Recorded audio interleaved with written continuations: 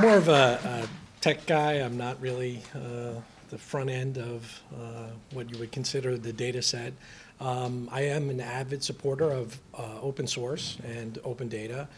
And I also believe that transportation moves people from point A to point B, whether it's for commutation, entertainment, or whatever need the customer has. GTFS helps make that data available to the community and developers, and to build applications to get that information out. GTFS RT, the thing that was just released, will give the status now of transportation and the vehicles that are on the various properties. I know intimately Long Island Railroad and Metro North Railroad and some of the bus time and subway time feeds as well. But I will be speaking mostly about the Long Island Railroad and Metro North feeds. Again, I really didn't have anything prepared, so that's pretty much the whole thing for me. So I don't know if there's any questions. Also, the MTA API keys, we're in the process of getting that synchronized. So if you want access to the Metro North or Long Island Railroad feed, just come see me and I'll get you set up today. What kind of data you got, what I did, train times or routes, or what is the data comprised of? The Metro North feed includes the stops that the vehicle is progressing towards, as well as delay information. It will also have the cancellation of trains, the addition of stops, or the removal of stops if the train is going to skip that stop.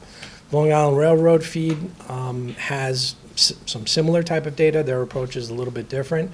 As the train is progressing, it will update the feed to say where the last location was, along with the delay information as well. And it will also have the cancellation and additional removal of stops.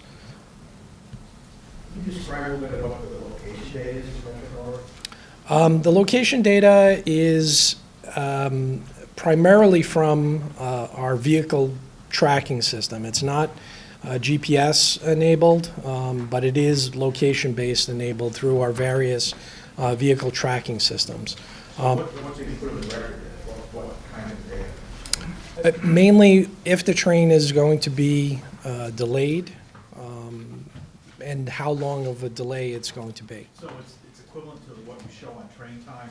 Train time will say 7 minutes late. The source is actually exactly the same. One of the requests would be, is there a way to get the static GTFS data up on a URL location that we can get to automatically without screen scraping? That is the idea of the GTFS RT feed. Well, but we also need the static feed, which you update every month, let's say. I mean, we need to have all that. All corresponding static data is available. Yeah. It is available. By URL. Yep. Like a fixed URL that's not going to move around? That is correct. Okay, and is there a URL that tells us what the vintage of the file is? Right now, there's Yes. no...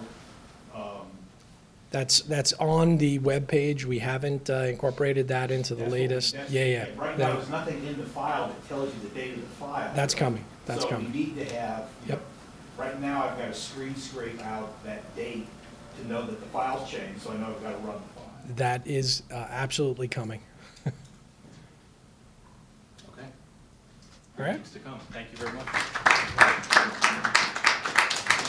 Well, it's really great to be here at AppQuest. It's great to see the attendance. And Mike, that was a great speech. Okay, you really nailed it. I'm going to speak a little bit about accessibility from the MTA's perspective, and why we're so interested in it right now. One is the technology is now available, right? With transit wireless and with the ability to have beacons on our stations. We now have an opportunity that we have not had before because the technology is just there. And more than just being there, it also promises to be a superior solution for wayfinding, both for people who might be disabled and certainly for tourists, as Mike had alluded to. And with accessibility, we open up the system to more people. And more people using MTA services are just good for everybody. It helps reduce energy cost of moving people around. It allows New York City to have this incredible density that it has, which makes it an incredibly efficient city. And technology in this case, especially in wayfinding, is just a better solution as compared to other solutions. We could never put up enough signs that a good wayfinding app would not beat. So, given our customers their own personal guide to a very complex network, makes the MTA a more desirable mode of transportation as opposed to taking taxis, as opposed to taking cars. And it directly helps some of the 850,000 disabled New Yorkers with gaining access to this incredible New York City resource. Which now is somewhat restricted by the age of the system and the inability of us to be able to retrofit it on a massive scale to be more disabled friendly.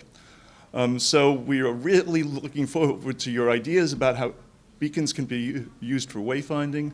It is certainly a priority of our chairman and of the MTA community itself to see how this could work out. And we're really, really excited about how this could work out. So if you have any questions, be glad to take them. Can I say something, Dan? Yeah. So, the MTA is under a federal obligation to provide transportation to all people. In particular, we are obligated to provide, under the American Disabilities Act, to provide accessibility. In the degree that the core system, the subway system, and the rail system are available to them through special access ramps, the two primary modifications, configuration modifications to the physical system of our network are ramps and elevators. That increases their use of the main system. To the degree that we don't have accessible stations and they need to have a trip, we actually have to provide paratransit transportation to them. So as you think about the ADA community, you have to think through our paratransit provision. I did some work a couple of years ago looking at this. I mean, it's very costly for the MTA to provide ADA transportation. It's basically single-person trips from point to point using fairly significant buses and often, and we're starting to use taxis. But so what I'd like you guys to think about, only so many of our stations are accessible, and they're listed on our website, and we can provide more information about accessible stations. And then within each station, there's certain configuration elements that are essential to someone who has a disability. In particular, again, finding that elevator is an essential component. And so I'd just ask that you kind of think about it from that perspective, and also think about it in relationship to paratransit. We, as a corporation, really do have to move as many people off of paratransit and onto the main network because it's just too costly. It sometimes can cost us over $100, $120 to provide someone a trip on a paratransit ride, and they're giving us $1.50. So from a financial perspective, that's really an unsustainable situation. And as our populations age, more and more people are going to require that type of service. And so you have a situation that is really financially unsustainable. So you can help us kind of think through the end-to-end trip, utilizing paratransit in combination with our core network, I think would really help us out financially as well. So that's kind of kind of strategic priority. I see a handout in the back. At the first MTA hackathon, I implored the people from the MTA to provide maps of subway stations. And I was told they wouldn't because it would aid terrorists. Mm-hmm. But the entire project, part of the project they were working on was navigation for visually impairment inside of stations. They really couldn't do anything with it without having Yeah. the layout of the station. And they were told, oh, go crowdsource it. Which is just, I mean, that's what the MTA told the team.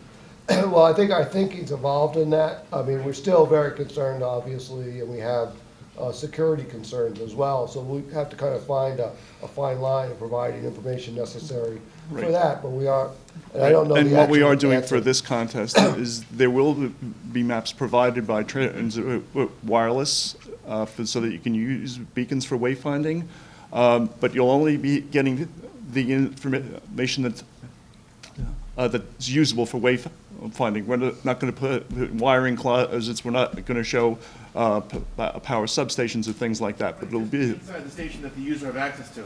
right, That that's. could be done with Wi-Fi. I mean, beacons aren't needed. We could do it, we were doing it back then with Wi-Fi. No, I understand. I'm just letting you know what's going to happen for this contest. And you'll have those base maps with certain elements removed that are security conscious. Might be a question with no answer, but so I've been riding the trains every day for about 10, 15 years, and I can't say I've seen too many wheelchair people or people in wheelchairs using the subway. Is that because it's a small number, relatively small, 850,000 possible people out of 8.6 million daily riders, or is it because they're using paratransit primarily? I think it's probably because they're primarily using paratransit. But again, we are obligated to make that system accessible to them. And we want to we're hoping that this type of technology would, again, bring more people who are impaired onto the system. So do you guys have any numbers, just sort of general ballpark figures about how many people actually use subway stations right now as opposed to paratransit? Not off the top of our head, but I think, maybe as we go through this over the next couple of months, we can sort of bring that information available. Because I think the statistical analysis, both the baseline and the potentiality, has to be measured from a business case perspective. I've done a lot of railway apps all around the world, and the London one has recently put up toilets map with accessible toilets and ordinary toilets. I've seen London has got a load of maps. Another map is where you take bicycles, toilets, and also accessible lifts, stations. They've got all these different maps. But I notice here, I don't think we have. Or have you got these different maps? There's no toilets at all. Right. Yeah, So what does a disabled person do if they want to go to the toilet? They've no solution whatsoever, have they? All right, well, even if you're not disabled, you may not have a solution in our system, or not a decent one that we want to talk about. So, I mean, what we're finding is as we open up our information, we try to meet the expectations of broader communities and the ability to get direct and immediate feedback from that, we find some of our own deficiencies, such as, not having a lot of public toilets is something that, from a user experience, you can measure yourself against, and we might not find that we would measure up very well. There are some places, I mean, we just opened the Fulton station, which it does have it, so you can at least go to one station with that. Grand Central. Grand Central is another. But yeah, I mean, again, part of it is as we open data exposes some of our own deficiencies, and that's good and it's bad. It's bad because it puts us on a hot spot, but it's good because it makes us more cognitive of what our passengers really want. Thanks, everyone. Thank you, Doug.